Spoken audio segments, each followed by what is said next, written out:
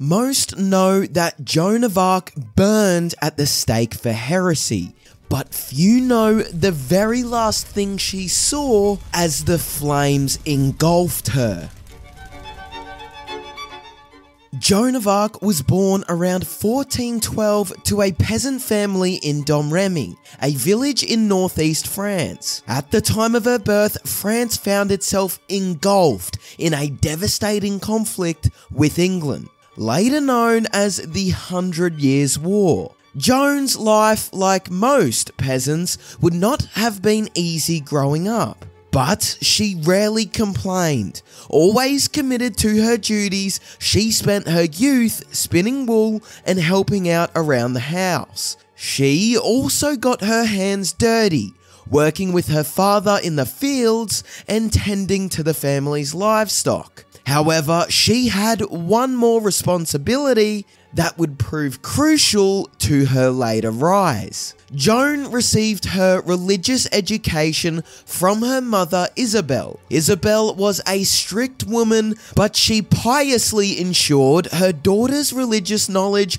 was of a high standard, which would later help Joan's case with the royal family. Joan's area, though small and relatively insignificant, could not escape the ongoing conflict. In 1425, her village came under attack from the followers of a local rogue soldier, who was taking advantage of the chaotic conditions created by the conflict. It was a significant event, however, because it preceded Joan's first vision. Joan, who was around 13 at this time, claims to have had a religious vision shortly after the raid. According to her account, Saint Michael appeared to her while she toiled in her father's garden, joined by angels. Michael told her to be good and go to church often, and she cried after they left as if she had wanted to go with them. Little did she know this would not be the last time she saw them.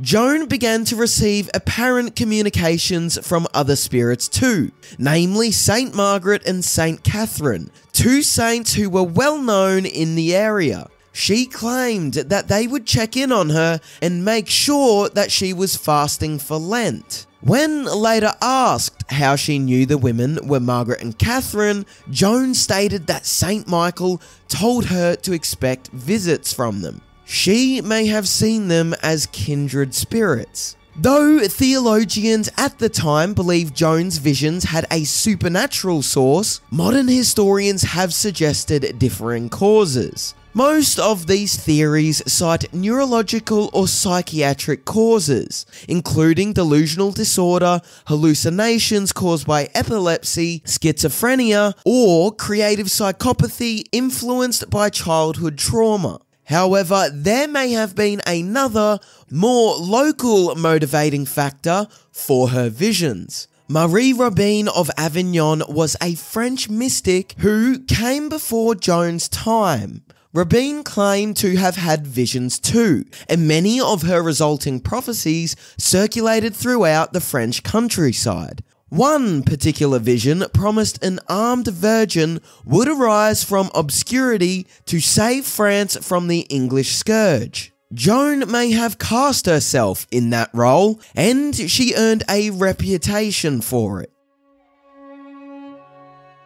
Joan became well known in the area for her outspoken recounting of her visions, and her claim to be the maiden saviour of France. Charles II, Duke of Lorraine, caught wind of Joan's story while suffering through a sickness. Believing she may have had supernatural curing powers, the Duke summoned her to court, but Joan had some choice words for him. Charles II was well known in the region for his recent abandonment of his wife in favour of his mistress, who he was now living with. Upon their meeting, Joan did not mince words. After informing the Duke that she did not possess healing powers, she reprimanded his extramarital affair. Perhaps it was her growing reputation that stopped her from facing harsher consequences. Now, several years after her first vision, Joan had become a well-known figure locally, and she did not hesitate to advocate for herself. She let anyone who would listen know that her motivations arose from divine guidance from angels and saints alike to lead France to victory against England and save the country. Such bold claims certainly got her the attention she wanted. All this time, Joan had openly sought a meeting with the king to convince him to allow her to pursue her ordained destiny. The military situation was growing increasingly dire for the French, and perhaps because of this, King Charles VII finally agreed to a meeting with her in 1429. Joan knew she needed to make a statement. The crown agreed to send a royal escort of 6 officers for Joan's journey to meet the king. Before leaving, they offered her clothing befitting a lady. But Joan, ever the individual, said she would prefer to travel dressed in men's clothing, a fashion choice she would become widely known for. But it was not just her clothes that made an impression. Joan finally met King Charles VII around February or March 1429, when she was just 17 years old. She boldly proclaimed that she would raise the siege of Orléans, but that wasn't all. She also promised to lead the king to Reims for his coronation, which, because of the conflict, had not ceremoniously occurred yet. After another private meeting between the two, Charles found himself convinced, citing Joan's devotion and purity as inspiration for the trust he placed in her. But there was one more test just to be sure. Needing a little more assurance, Charles had Joan seen by a council of theologians. Though they found her to be a good person and a good Catholic, they still cast some doubt on her divine inspiration. Nonetheless, they concluded it would be a good idea to send her to Orléans to put that divinity to the test. A group of women also checked and confirmed that she was indeed a virgin. With that, the crown kitted her out. Bolstered by these tests, the crown commissioned a set of plate armour for Joan. They also gave her a sword and permitted her to fashion her own banner. After she took up the moniker Joan the Maiden, the stage was set for Joan's showdown with destiny. The crown sent Joan to Orléans as part of a relief army. The king's forces, known as the Armagnac, had been under prolonged siege in the city. Though they were holding out relatively well, morale among the men was at an all-time low due to how long the conflict had already been going.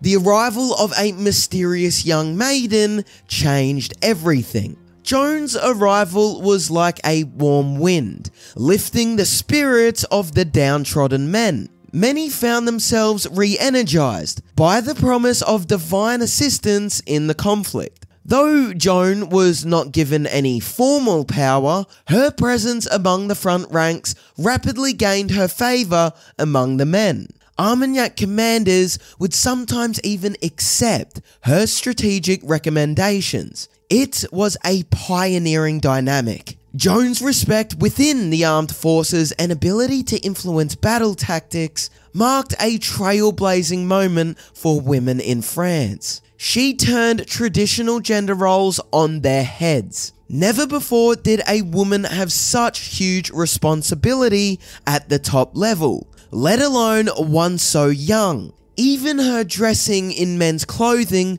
was unheard of at the time, and the respect Joan commanded led to results.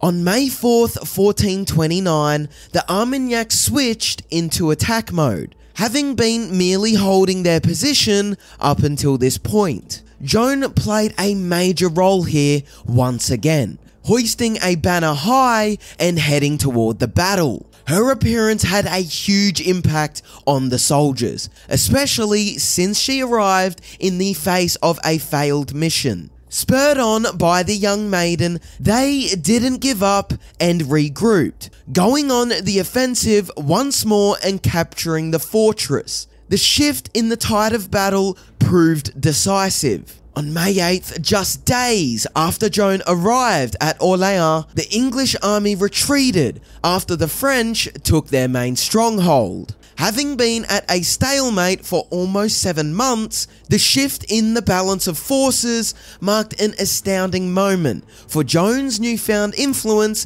and proved a turning point in the 100 Years' War. She sealed her reputation. Many saw the lifting of the siege to be a sign that Joan was indeed, as she had been claiming, sent by God. Many important clergymen and theologians found themselves inspired to publicly support her following her unbelievable successes. But Joan had unfinished business with the English. Following the good fortune at Orleans, Joan eagerly wanted to keep the momentum going. She firmly pressed the Armagnac command to continue the push forward through a series of battles that would become known as the Lir Campaign. The operation would eventually result in a final victory for France. But Joan did not merely watch from the sidelines. Amazingly, Joan, despite her small stature and inexperience, enthusiastically participated in the thick of battle. She displayed a feisty toughness and used her apparent limitations to her advantage. On one occasion, she scrambled up a ladder against a fortified wall and had her helmet split open by a thrown rock. Joan, unfazed, continued the fighting, determined to see her royal champion get his due. On July 17, 1429, King Charles VII finally got his crown at an illustrious coronation ceremony. Joan received a place of honour by his side, a monumental achievement for someone who started their life as a seemingly insignificant peasant girl. Exclaiming that God's will had been satisfied, Joan set her sights on France's next campaign. After failed negotiations with the Duke of Burgundy over the peaceful transfer of power in Paris to the Armagnacs, Joan convinced the commanders to launch an assault on the city on September 8th. The attack did not go well.